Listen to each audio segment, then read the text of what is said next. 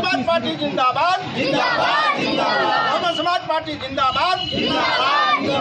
भारत का नेता कैसा हो, देश का नेता कैसा हो, देश का नेता कैसा हो।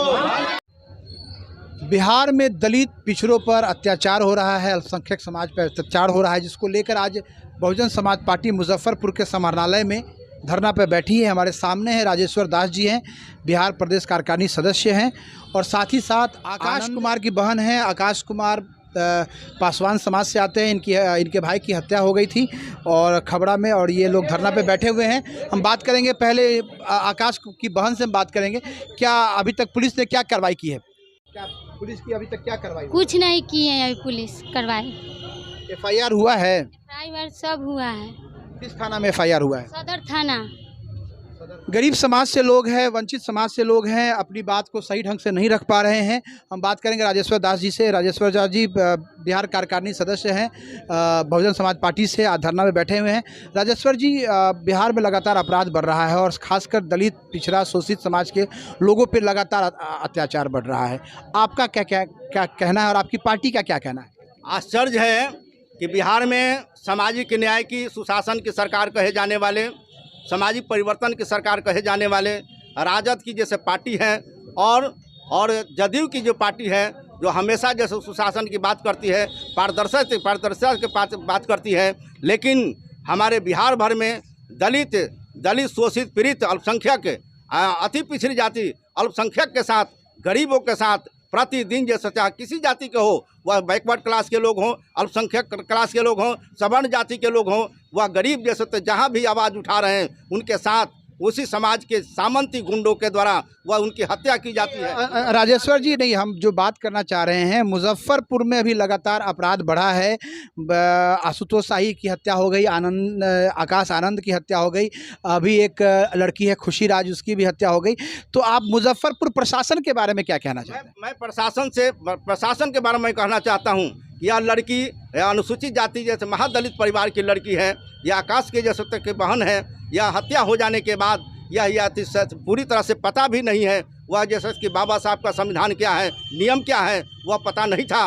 वह थाना में गई, थाना में आवेदन देने का काम किया, थाना के लोगों ने नहीं सुना। थाना के लोगों को यह भी करना चाहिए था कि अनुसूचित जाति अत्याचार अधिनियम है, उसमें लगा करके वह अनुसूचित थाना में भेजना चाहिए था, लेकिन ऐसा उन्होंने नहीं किया। लड़की को भी पता नहीं था, लड़की के परिजन को भी पता नहीं था, लेकिन जैसे ही बहुजन समाज पार्टी के हमारे जिला इकाई को पता चला, वह लड़की को यहाँ लाया और फोटो के साथ आप मीडिया बंधुओं से आग्रह करके जिला प्रशासन के से मिल करके उनसे मांग करने के लिए आया हुआ है कि जैसे उनके खुशी के जैसे हत्यारे को और आकाश के हत्यारे को गिरफ्तार करके फांसी की सज़ा दी जाए, उसके परिवार को सुरक्षा दी जाए। वह धमकी देने का काम, केस को उठा लेने का काम, धमकी देने का काम कर रहा है।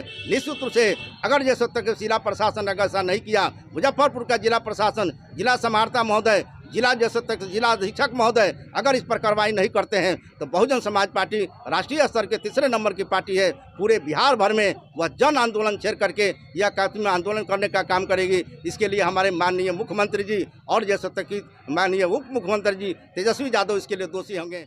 आंदोलन की धमकी हो रही है, नीतीश सरकार पे लगातार प्रहार हो रहा है बहुजन समाज पार्टी के द्वारा। कहीं ना कहीं बिहार की जो शासन व्यवस्था है अभी वो सही नहीं चल रही है, अत्याचार बढ़ रहा है, खासकर दलित और पिछड़े समाज के लोगों पर।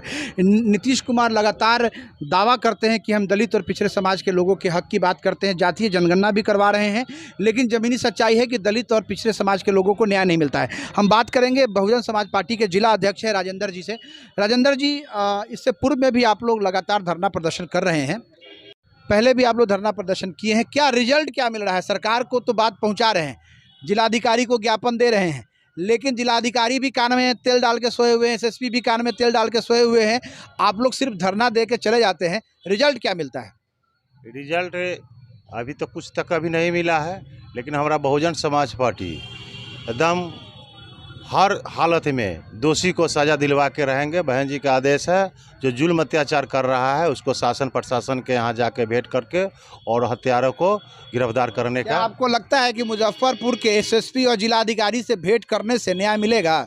नहीं मिलेगा तो हम लोग उग्र होकर आंदोलन करेंगे और यहाँ से लेकर राज स्तर तक हम लोग बहुजन समाज पार्टी के बैनर तले हम दोषियों को सजा दिलवाने के काम करेंगे। उग्र आंदोलन की बात हो रही है। कहीं ना कहीं पूरा बिहार का जो प्रशासन है वो सोया हुआ है।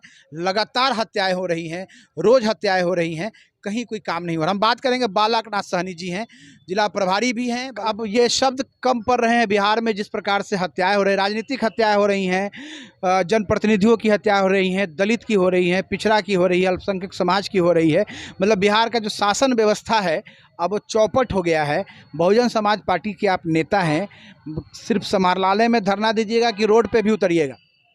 देखिए, मैं आपके चैनल के माध्यम से बिहार के उन सभी समाज जो प्रताड़ित हैं आज के डेट में बिहार में, कहीं न कहीं इसके जो नेता हैं इस समाज के सभी दलों में, चाहे वो भारतीय जनता पार्टी में हो, राष्ट्रीय जनता दल में हो, जनता दल यू में हो, लोजपा में हो, वीआईपी में हो, किसी भी दल में हो, सबके सब तलवा चाटने में मशगूल हैं। चुनाव के समय उन्हें केवल समाज का वोट चाहिए, और जब उस समाज पर अत्याचार होगा, जुल्म होगा, तो सबके सब बंद कमरे में तलवा चाटते हैं एसी में बैठ करके। वैसे नेताओं को सबक सिखाने के लिए हम लोग रोड पर उतरे हैं। और बहुजन समाज पार्टी बहुजन विचारधारा की सबसे बड़ी पार्टी है देश में।